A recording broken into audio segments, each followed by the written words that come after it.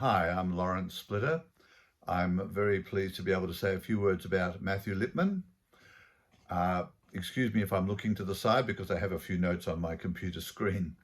Matthew Lipman, of course, was if not the pioneer and driving force behind Philosophy for Children, although he was not the only one.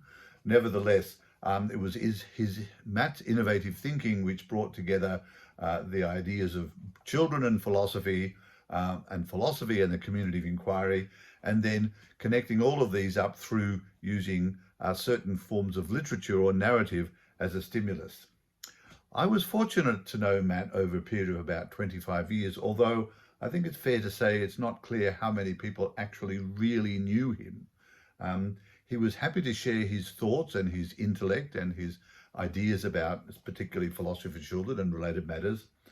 But on the one hand, he didn't really acknowledge the intellectual achievements of those around him, particularly those in P4C. And he was an intensely private individual, so you never were quite sure what he was actually feeling at the time. He didn't really share his emotions with many, at least as I understand it. But Matt had a clear sense of the importance of doing philosophy with young people. Its liberating and democratizing potential, even if this did lead him to be rather critical, perhaps too critical, of existing practices and traditions.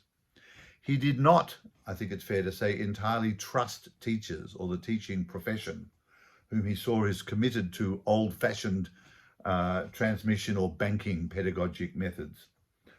So the training model he introduced, particularly with Anne Margaret Sharp, had at its peak or at its head, the crucial element were professional philosophers or PhDs at the centre, using the stimulus materials that the Institute, the IAPC, which he founded with Anne, had prepared.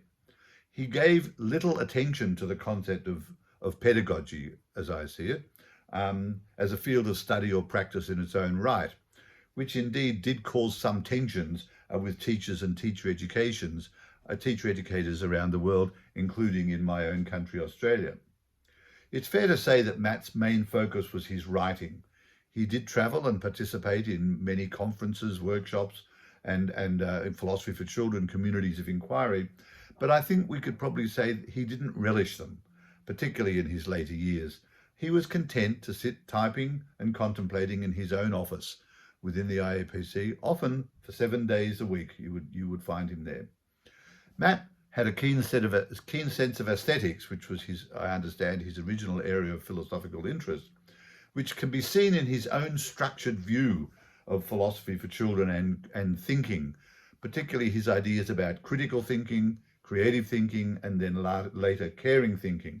And this architectonic or structure had a certain Platonic ring to it, although he might not have seen it in that way, linking these forms of thinking with truth, beauty, and goodness.